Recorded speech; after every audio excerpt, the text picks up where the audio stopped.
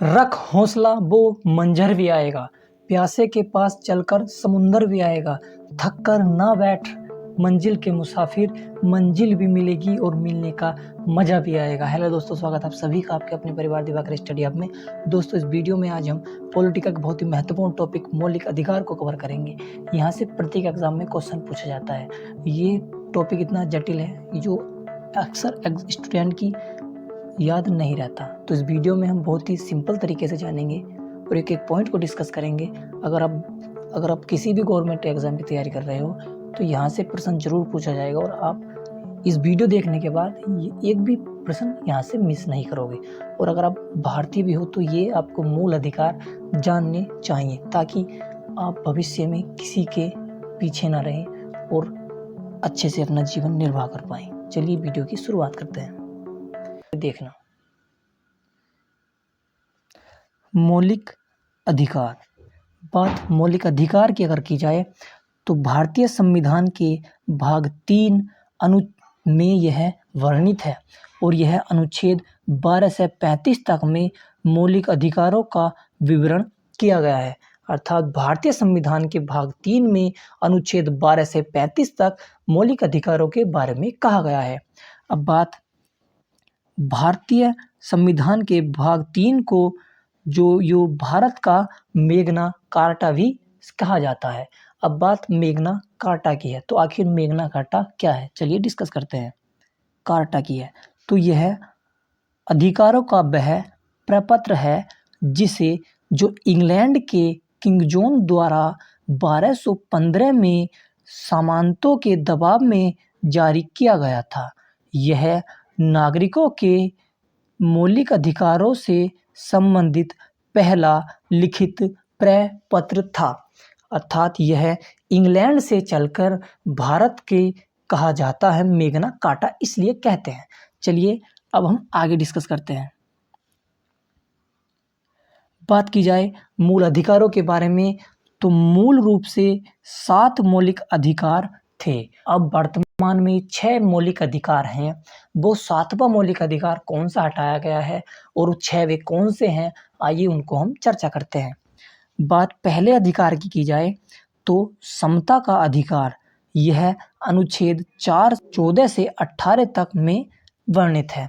समता यानी समानता, यानी भारत में प्रत्येक नागरिक को समानता दी जाएगी। बात की जाए स्वतंत्रता के अधिकार की तो यह अनुच्छेद 19 से लेकर के 22 अनुच्छेद तक वर्णित है।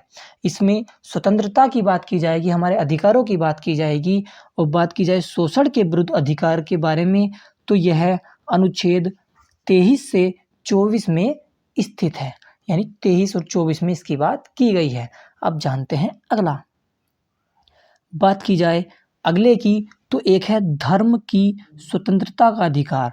अर्थात जो भी धर्म, जितने भी धर्म है आप मान सकते हो, उनकी आप कुछ भी कर सकते हो, बैठक कर सकते हो, प्रचार कर सकते हो। तो ये बात हमारे अनुच्छेद 25 से 28 में कही गई है। बात अगर अगले की जाए तो यह सांस्कृतिक और शिक्षा संबंधित अधिकार, तो यह अनुच्छेद 29 से 30 तक इसमें बात की गई है।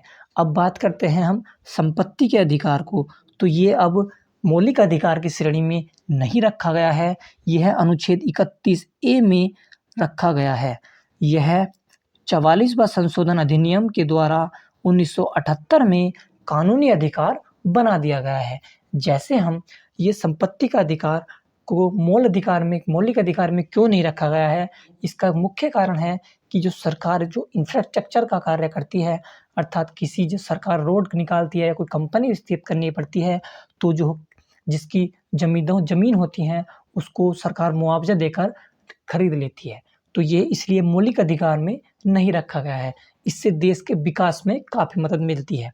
अब देखते हैं अगले अधिकार के बारे में, तो एक है संवैधानिक उपचारों का अधिकार, तो यह अनुच्छेद 32 में इस बारे में कहा गया है।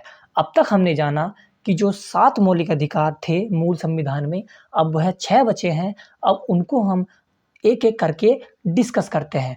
बात की जाए अगर हम अनुच्छेद 12 से लेकर 35 तक एक एक पॉइंट को डिस्कस करेंगे। अब तक हमने बेसिक जाना, अब हम इनको डिटेल में जानते हैं। बात की जाए समानता का अधिकार के बारे में, तो जैसे हमने बताया ये अनुच्छेद 14 से 18 में स्थित है। इसमें हम 14वें अनुच्छेद की जाए तो इसमें जो विद्या के समक्ष समानता यह ब्रिटेन से ली गई है तथा विधि का समान संरक्षण यह अमेरिका से ली गई है, यानी सब इक्वलिटी रहेंगे भारत के अंदर। बात अगले अनुच्छेद यानी 15वें की जाए तो इसमें राज्य, जाति, धर्म, लिंग, वर्ण, आयु और निवास स्थान के समक्ष कोई भी भेदभाव नहीं करेगा। अर्थात जो छुआछूत, लिंग भेद यानी इस तरह के कोई भी पॉइंट नहीं डिस्कस करेगा, यानी इसमें यहाँ पे ये समानता दी गई है। अब हम ये है समानता के अधिकार को जान रहे हैं, तो हम 14 से 18 तक देखेंगे। चलिए आगे बढ़ते हैं। बात की जाए अनुच्छेद 15(3) के बारे में, तो इसके अंतर्गत राज्य महिलाओं और बालकों के लिए विशेष प्रकार की सुविधा उपलब्ध कराएगा, जैसे चिकित्सा हो गई, ये चिकित्सा हो गई और जो अन्य जो भी महिलाओं और बच्चों के लिए फैसिलिटी हो सकती है वो जिम्मेदारी राज्य सरकारों की है।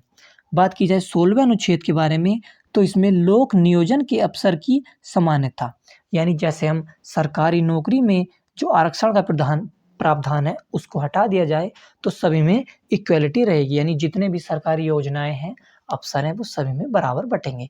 अपवाद इसमें कुछ आरक्षण का है। चलिए आगे बढ़ते हैं।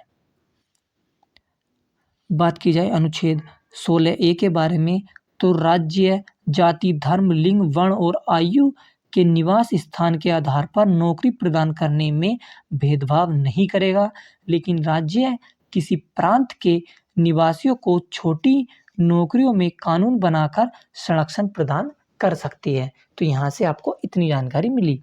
बात 16(4) की जाए तो इसके अंतर्गत राज्य पिछड़े वर्ग के नागरिकों को विशेष संरक्षण प्रदान करता है। इसमें भूमिपुत्र का सिद्धांतन भी दिया गया है, यानी इसमें हमने जाना 16वें जो 1 और 4 थे, तो इसमें राज्य किसी अगर दिखाई दे रहा है कोई जो नीची वर्ण है या आर्थिक रूप से कमजोर, तो उसके लिए विशेष प्रकार का कानून बनाकर उसको लाभांश दे सकता है। चलिए आगे बढ़ते हैं। बात की जाए अनुच्छेद 17 के बारे में, तो इसमें अस्पृश्यता यानी छुआछूत का जो था वो अंत कर दिया गया। भारतीय संविधान में अस्पृश्यता तथा निषेध अधिनियम 1955 बनाकर इसे दंडनीय अपराध घोषित कर दिया गया, यानी पहले जमाने में जो छुआछूत होती थी, जो भेदभाव होते थे, वह अनुच्छेद 17 में खत्म कर दिए गए हैं। बात अगर 18वें की जाए तो इसमें उपाधियों का अंत कर दिया गया। राज्य, सैनिक और शिक्षण क्षेत्रों के अलावा उपाधि प्रदान नहीं करेगा।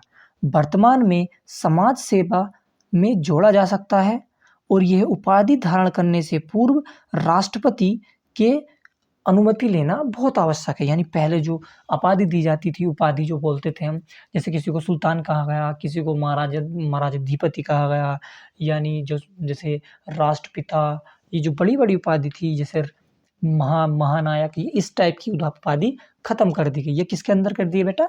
ये कर दी गई है अनुच्छेद 18 के अंतर्गत। 17 के अंदर क्या खत्म कर दिया गया है? वो कहा गया है छुआछूत खत्म। तो यहाँ तक इतनी जानकारी आपको लगता है क्लियर हो चुकी है। चलिए आगे बढ़ते हैं। बात करते हैं अगला अधिकार यानी स्वतंत्रता का अधिकार। तो स्वतंत्रता का अधिकार जैसे हमने बताया, ये अनुच्छेद 19 से लेकर 22 तक इसमें कहा गया है। इसमें बहुत ही इम्पोर्टेंट हो जाता है ये जानना आपके लिए। अनुच्छेद 19 में 7 प्रकार की स्वतंत्रता दी गई थी। 44वें संविधान संशोधन 1978 द्वारा जो संपत्ति अर्जित करने की स्वतंत्रता, इसको हटा दिया गया है। अब बात की जाए अनुच्छेद 19 क में, तो इसमें भाषण या अभिव्यक्ति की स्वतंत्रता है। यानी जैसे आपको पता होगा जो मीडिया प्रेस वाले बोल सकते हैं, तो इनको फंडामेंटल राइट मिले हुए हैं, ये बोल सकते हैं। और सूचना प्राप्त करने का अधिकार हमें 12 अक्टूबर 2005 से जोड़ा गया है। ये बात आपको क्लियर है। आगे बढ़ते हैं। बात की जाए अनुच्छेद 19 ख के बारे में, तो यह शांतिपूर्वक बिना अस्त्र शस्त्र के आप सम्मेलन करने की स्वतंत्रता, यानी आप कितने भी व्यक्ति शांतिपूर्वक ढंग से अपनी बात एक दूसरे से कह सकते हैं, ये आपको अधिकार संविधान देता है, लेकिन इसमें कुछ अपवाद भी हैं। जैसे सिखों को कटार धारण करने का अधिकार है, यानी बिना हथियार के भी यह कटार धारण कर सकते हैं और कहीं भी जा सकते हैं। ये इनको अपवाद है। चलिए हम आगे बढ़ते हैं। बात की जाए 19 वन गय के बारे में, तो इसमें संघ या संगम बनाने की स्वतंत्रता दी गई है। यानी इसको हम संघ भी बना सकते हैं, लेकिन वह संघ कैसा नहीं होना चाहिए? सैन्य संगठन, पुलिस बल इत्यादि नहीं होने चाहिए। यानी आप कोई भड़काऊ चीज नहीं बना सकते भारत के खिलाफ। चलिए आगे बढ़ते हैं। बात की जाए स्वतंत्रता के अगले अधिकार अनुच्छेद वन घ के बारे में, तो बिना वादा के घूमने फिरने की स्वतंत्रता भी भारतीय संविधान देता है। यानी आप कहीं भी घूमने जा सकते हो, आपको कोई भी पुलिस वाला या कोई भी नेता राजनेता नहीं रोक सकता। ये आपको अधिकार स्वतंत्रता से मिला हुआ है। बात अगले की अनुच्छेद की जाए, अनुच्छेद 19 अण के बारे में, तो व्यापार आजीविका कमाने की स्वतंत्रता, यानी आप कुछ भी व्यापार कर सकते हो और अपने यानी जो धन अर्जित करने के लिए आप कुछ भी कार्य कर सकते हो। ये आपको अधिकार 19 अण देता है। चलिए आगे बढ़ते हैं। बात की जाए 19 वन च के बारे में, तो संपत्ति अर्जन की स्वतंत्रता हटा दिया गया है। यानी आप संपत्ति जो अर्जित करते थे उसको इसमें हटा दिया गया है। बात की जाए अगले अधिकार 19 6 के बारे में, तो इसमें स्थायी रूप से निवास करने की स्वतंत्रता, यानी आप कहीं भी जा कर के निवास कर सकते हो। एक राज्य से दूसरे राज्य में जा सकते हो, यानी भारत के अंदर कोई से भी कोने पर जाकर आप रह सकते हो। चलिए आगे बढ़ते हैं। बात की जाए अगले अनुच्छेद 20 के बारे में, तो यह हमें स्वतंत्रता देता है कि अगर अपराधों के दोष सिद्ध के संबंध में संरक्षण प्राप्त करने का अधिकार हमें अनुच्छेद 20 देता है। यानी जैसे आप गिरफ्तार हो जाते हैं, पुलिस वाले आपको उठा के ले जाते हैं, तो उसमें भी आपको यह अधिकार है कि आप उनसे ये सवाल कर सकते हो और पूछ सकते हो कि भाई हमें कैसे कैसे करना है। तो यह अनुच्छेद 19 फर्स्ट कहता है, यदि किसी व्यक्ति को तब तक अपराध के लिए दोषी नहीं ठहराया जाता जब तक कि लागू कानून का उल्लंघन न किया गया हो। यानी अगर आपने किसी ने शिकायत आपके खिलाफ कर दी, तो अब जब तक अपराधी नहीं कहा हो जाएगा, जब तक आप न्यायालय आपको सजा नहीं देता। ये आपका स्वतंत्रता का अधिकार है। यानी आपको कोई भी अपराधी घोषित नहीं कर सकता न्यायालय के अलावा, जब तक आपका अपराध सिद्ध ना हो जाए। बात की जाए अनुच्छेद 20(2) के बारे में, तो किसी व्यक्ति के लिए अपराध की एक ही सजा का प्रावधान है। यानी अगर आप किसी भी अपराध में फंस चुके हो और आपको दोष लग चुका है, तो उसका अपराध आपको एक ही मिलेगा। ऐसा नहीं है कि अगर आप वो नियम भी बदलते हैं, यानी अगर आप देखते हैं कि वर्तमान समय में कोई अपराध की सजा है, तो उसके अगर नियम बदलने के बाद भी अगर अपराध बढ़ भी जाता है, तो आपको वही मिलेगी जो पिछले अधिकारों की बात की गई थी। चलिए आगे बढ़ते हैं। यानी एक अपराध की एक ही सजा का प्रावधान है। चलिए आगे बढ़ते हैं। बात की जाए अनुच्छेद 20(3) में, तो इसमें किसी व्यक्ति को स्वयं के विरुद्ध गवाही देने के लिए विवश नहीं कहा जाता। यानी जैसे पुलिस वाले होते हैं, जबरन उठा के ले जाते हैं और बोलते हैं कि भाई तुम गवाही दो, तुम्हारे खिलाफ अपने ही खिलाफ गवाही देने को बोल सकते हैं। तो आप जाके जो अधिकारी हैं उनसे, जो पुलिस वालों के मेन अधिकारी हैं, उनसे शिकायत कर सकते हो। और अगर वे भी नहीं मानते तो एसपी से शिकायत कर सकते हो। और अगर एसपी भी नहीं मानता तो आप सीधे चले जाइए कहाँ पर? मजिस्ट्रेट ऑफिस के पास, तो वह आपकी बात ज़रूर सुन लेंगे। अगर वे भी नहीं मानते तो आप सीधे जाकर न्यायालय में उनके खिलाफ, जो भी आपके साथ गलत कर रहे हैं उनके खिलाफ आप शिकायत दर्ज करीजिए और उनको जो न्यायालय है ठिकाने लगा देगा अच्छी तरीके से। बात की जाए अगले अधिकार की 19 अनुच्छेद 21 के बारे में, तो जो दैहिक स्वतंत्रता का अधिकार, यानी प्राण भी आप अपनी मर्जी से नहीं ले सकते अपने। चलिए आगे बढ़ते हैं। अनुच्छेद 21 क्या के बारे में, तो यहाँ से एग्जाम में क्वेश्चन जरूर पूछा जाता है। 19 क्या के बारे में बहुत इंपॉर्टेंट हो जाता है कि 86वां संविधान संशोधन 2002 के तहत जो 6 से 14 वर्ष तक के बालकों को निःशुल्क शिक्षा अनिवार्य प्राथमिकता शिक्षा करने का प्रावधान है। यानी 6 वर्ष से 14 वर्ष तक की आयु के लिए जो हमारे भारतीय संविधान के अनुसार सरकार शिक्षा निःशुल्क प्राप्त कराएगी। यहाँ से एग्जाम में क्वेश्चन जरूर पूछा जाता है। चलिए आगे बढ़ते हैं। बात की जाए अनुच्छेद 22 के बारे में, तो कुछ दशाओं में गिरफ्तारी के संरक्षण प्राप्त करने का अधिकार तथा इसमें निवारक और निरोधक करने की विधि भी शामिल है। और 22 क्या कहता है कि गिरफ्तार किए गए व्यक्ति को उसके कारण बताने होंगे। यानी अगर पुलिस आपको गिरफ्तार करने आई है तो आपका ये राइट बन जाता है कि आप पुलिस से पूछ सकते हो कि भाई मुझे किस जुर्म में गिरफ्तार किया जा सकता है, यानी आपके पास पूछने का पूरा अधिकार है। चलिए आगे बढ़ते हैं। अनुच्छेद 22(2) के बारे में बात की जाए तो अगर आपको पुलिस जैसे गिरफ्तार करके ले गई तो आपको ये भी अधिकार है कि आप अपना खुद का एक वकील प्राप्त कर सकते हैं और उससे परामर्श ले सकते हैं। और जैसे आप गिरफ्तार हो चुके, आपको पुलिस थाने ले जाती है तो उस अनुच्छेद 22(3) के तहत 24 घंटे के अंदर आपको न्यायालय के साथ पेश करना होगा। यानी न्यायालय में आपको 24 घंटे के अंदर अंदर पुलिस को पेश करना होगा। और ये यात्रा और अवकाश का समय को निकाल देते हैं, लेकिन अगर आप 24 घंटे के अंदर आप मजिस्ट्रेट के सामने या न्यायालय के सामने नहीं पेश होते तो उसमें रिस्पॉन्सिबिलिटी पुलिस वालों की होती है और आप चाहें तो उनके खिलाफ भी शिकायत दर्ज कर सकते हैं। चलिए आगे बढ़ते हैं। बात की जाए जो शोषण के विरुद्ध अधिकार हैं तो यह अनुच्छेद 23 से 24 के बीच में बात की गई है। इसमें अनुच्छेद 23 कहता है कि इसमें मानव का जो अवैध व्यापार, दास प्रथा तथा बेरोजगार प्रथा, जो बेगार की प्रथा होती थी, को पूर्णतः प्रतिबंधित किया गया है। यानी जो इसमें जो बात की गई है, इसमें ज़बरदस्ती आपसे अनुच्छेद 23 कहता है कि आपसे कोई ज़बरदस्ती कार्य नहीं करा जा सकता जब तक आपकी स्वतंत्रता ना हो उसमें। लेकिन कुछ अपवाद भी हैं, जैसे राज्य के लिए जो सार्वजनिक उपक्रम होते हैं उसके लिए आपको कार्य करने पड़ सकते हैं। ठीक है भैया, आगे बढ़ें। बात 24 की जाए तो जो 14 वर्ष से कम आयु के बालकों को, जो बच्चे होते हैं, उनको उद्योग धंधों में काम करने पर मतलब उनको काम नहीं कराया जाता। ये बात आपको यहाँ तक क्लियर हो जाए। यानी जो 14 वर्ष से कम आयु के बच्चे होते हैं उनको कहीं भी काम करने नहीं दिया जाता है। चलिए आगे बढ़ते हैं। बात की जाए धार्मिक स्वतंत्रता के अधिकार के बारे में तो यह अनुच्छेद 25 से 28 तक के बारे में बात की गई है। इसमें जो धर्मों से संबंधित जितने भी प्रावधान है वो हम डिस्कस करेंगे। बात 25वें अनुच्छेद की जाए तो इसके अंतर्गत जो अंतःकरण के आधार पर धर्म को मानने की स्वतंत्रता, यानी आप जिस धर्म को भी चाहें मान सकते हैं, धर्म परिवर्तन भी कर सकते हैं, जो आपको मन करे उस धर्म को आप मान सकते हैं। चलिए आगे बढ़ते हैं।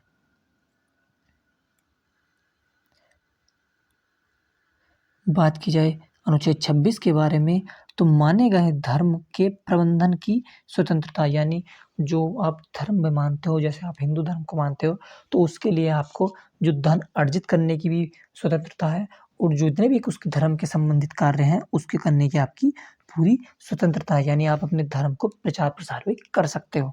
बात अगले अनुच्छेद 27 की जाए तो राज्य किसी भी धर्म की अभिव्यक्ति पर धार्मिक आधार पर कोई भी रोक नहीं लगा सकता। यानी अगर आप पूजा पाठ करते हो या धर्म से संबंधित कोई भी कार्य करते हो तो किसी भी राज्य या केंद्र सरकार में किसी में भी हिम्मत नहीं है कि आपके धार्मिक कार्य में बाधा डाल दे। चलिए आगे बढ़ते हैं। बात की जाए अनुच्छेद 28 के बारे में तो जो सरकारी वित्त पेशित विद्यालय में धार्मिक शिक्षा नहीं दी जाएगी, लेकिन किसी जो ट्रस्ट द्वारा स्थापित विद्यालय में कुछ प्रावधानों के अंतर्गत धार्मिक शिक्षा दी जा सकती है, लेकिन इसमें सभी को बाध्य नहीं किया जा सकता। यानी जैसे गुरुकुल होते हैं, इनमें जो सांस्कृतिक शिक्षा होती है, धार्मिक शिक्षा होती है, यह दी जा सकती है, लेकिन किसी को बाध्य नहीं किया जा सकता। समझ रहे हो? इतनी बात समझ में आई? चलिए भैया आगे बढ़ते हैं। बात की जाए शिक्षा और संस्कृति के अधिकार के बारे में तो यह अनुच्छेद 29 से 30 तक के बारे में वर्णित है। इसमें यह अधिकार अल्पसंख्यकों को अधिक प्राथमिकता देता है। चलिए आगे बढ़ते हैं। बात की जाए इसी के 19वें अनुच्छेद के बारे में तो राज्य के अंतर्गत रहने वाला प्रत्येक नागरिक को अपनी भाषा, लिपि, संस्कृति को सुरक्षित तथा संरक्षित रखने का अधिकार भी इसमें है। बात की जाए 30वें की तो भाषा, लिपि, संस्कृति की सुरक्षा हेतु सभी अल्पसंख्यक वर्गों को अपनी पसंद की जो सुरक्षित तथा संस्थान की स्थापना की करने का पूरा अधिकार है। ऐसी संस्थाओं में प्रवेश से वंचित नहीं किया जा सकता, यानी आप किसी भी लिपि संस्कृति को मान सकते हैं। चलिए आगे बढ़ते हैं। बात की जाए संवैधानिक उपचारों का अधिकार के बारे में, तो यह अनुच्छेद 32 में इसको कहा गया है और डॉक्टर भीमराव अंबेडकर ने इसे संविधान की आत्मा भी कहा है। यानी संविधान के यहाँ से क्वेश्चन पूछा जा सकता है कि जो संविधान की आत्मा है वो किसे कहा जाता है, तो यह संवैधानिक उपचारों का अधिकार अनुच्छेद 32 को कहा जाता है। यह इसके बारे में डिस्कस करते हैं। तो मौलिक अधिकारों की रक्षा हेतु 5 प्रकार की रिटें जारी करता है ताकि मौलिक अधिकारों को उचित संरक्षण प्रदान किया जा सके। यानी भारतीय संविधान जो 5 रिट जारी करता है जिससे हमारा जो फंडामेंटल राइट्स है वो हमारे सुरक्षित रह सके। चलिए एक एक करके जानते हैं। इसमें हमारा पहला आता है बंदी प्रत्यक्षीकरण, इसको बोलते हैं हैबर्स कॉर्पस। बात की जाए अगला परमादेश, तीसरा है प्रतिषेध, चौथा है उत्प्रेषक, पांचवा है अधिकार प्रक्षा, इसको अंग्रेजी में क्यू वारंट बोलते हैं। और इन सभी रिटों को न्याय का झरना भी कहा जाता है। यहाँ से ये क्वेश्चन इंपॉर्टेंट हो जाता है। अब हम इनको एक एक करके डिटेल में समझते हैं ताकि एग्जाम में एक भी पॉइंट मिस ना हो।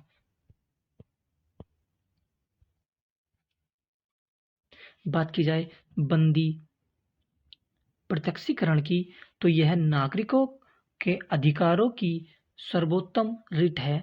बंदी बनाए गए व्यक्ति को जो 24 घंटे के अंदर न्यायालय में पेश करना होगा तथा उसके कारणों की समीक्षा करता है। और बात की जाए दूसरा है परमादेश, तो किसी सार्वजनिक पदाधिकारियों द्वारा गलत आदेश दिया जाता है तो इसके कारणों की समीक्षा न्यायालय करता है। यानी अगर कोई अधिकारी कि अपना जो पद का दुरुपयोग करता है तो उसका भी इंतजाम न्यायालय ने अच्छी तरह कर रखा है। चलिए आगे बढ़ते हैं। बात की जाए अगले की, तीसरा है प्रतिषेध के बारे में, तो इसको होता है मना करना। सर्वोच्च न्यायालय अपने अधीनस्थ न्यायालय को सीमा से बाहर जाकर कार्य करने के लिए मना करता है। यानी जो अधीनस्थ जो न्यायालय होते हैं वो अपनी मनमानी नहीं कर सकते और अपने तरीके से कार्य जो उनके जो अधिकार क्षेत्र है उनसे बाहर नहीं जा सकते। इससे जो मूल अधिकार है उनको बहुत ही ज़्यादा बेनिफिट मिलता है। अगली बात की जाए चौथा है उत्प्रेषक के बारे में, तो और अधिक सूचित करना सर्वोच्च, इसका उत्प्रेषक का मतलब है और अधिक सूचित करना। सर्वोच्च न्यायालय अपने अधीनस्थ न्यायालय को अधिक सूचना मांगता है, यानी उनसे अधिक से अधिक जानकारी प्राप्त करता है। कौन? जो सर्वोच्च न्यायालय है अपने नीचे वाले न्यायालयों से, ताकि कोई भी दिक्कत परेशानी जनता के बीच में ना आए। चलिए आगे बढ़ते हैं। अगला है हमारा अधिकार प्रक्षा। यह क्या होता है? इसको हम अंग्रेजी में बोलते हैं क्यू वारंट। तो किसी अधिकार से किसी सार्वजनिक पदाधिकारी द्वारा जब कोई पद वैध या अवैध तरीके से प्राप्त किया जाता है तो उस कारणों की समीक्षा करता है। यानी जैसे एग्जाम्पल के लिए समझिए, जैसे आप बाइक लेकर जा रहे हैं, गाड़ी का जो बाइक का चालान है वो एसआई रैंक से नीचे का अधिकारी नहीं काट सकते। यानी जो कांस्टेबल हैं ये आपकी गाड़ी ना तो पकड़ सकते हैं, यानी पकड़ तो ऐसे नहीं कि जबरदस्ती पकड़ लेंगे, यानी ये आपका चालान काट ही नहीं सकते, ना इनको अधिकार है पेपर मांगने का भी। तो अगर आपकी गाड़ी अगर पकड़ी जाए तो उनसे कहो भैया आपके पास क्यू वारंट है क्या, यानी जो अधिकार प्रक्षा है ये है क्या। सम्मानजनक बात करनी है तो वो सोचेगा कि भाई बंदा पढ़ा लिखा है और आपसे व्यवहार ढंग अच्छी तरीके से करेगा। तो उम्मीद है ये जानकारी आपको पसंद आई होगी। अब हम थ्योरी बहुत जान ली, अब हम एक टेस्ट क्वेश्चन है उसको देखते हैं। क्वेश्चन है मौलिक अधिकार का प्रावधान किस देश से लिया गया है? इसका आंसर आपको कमेंट बॉक्स में बताना है। वीडियो अगर अच्छा लगा वीडियो को लाइक करें, चैनल पर नए हो तो सब्सक्राइब करें। धन्यवाद। जय हिंद, जय भारत, वंदे मातरम।